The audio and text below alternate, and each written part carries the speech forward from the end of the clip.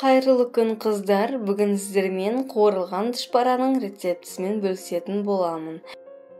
Бұл үшін бір жұмыртқа, бір чайный ложка сода, тұз және 150 грамм су, 50 грамм сүт, 60 грамм сары май, ұн қосып қолға жабыспайтын қамыр елеп аламыз.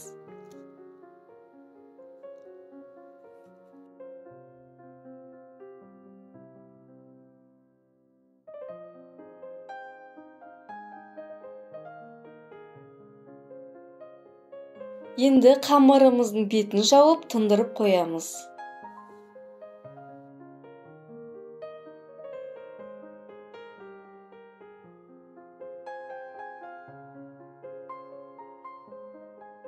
Содан кейін салмасын дайындаймыз. Ол үшін картопты суға пісіріп аламыз. Піскен соң картопты сүзіп алып, үстіне 60 грамм сары май, 60 грамм сүт, тұз, қара бұрыш, қызыл бұрыш қосып пюре жасап аламыз. Ендігі кезекте қамырымызды жайып, 4 бұрыш етіп кесіп аламыз. Содан кейін қамырымызға пюрені салып, видеодағыдай етіп түйіп аламыз. Барлығын түйіп болғаннан соң қызып тұрған майда қуырып аламыз.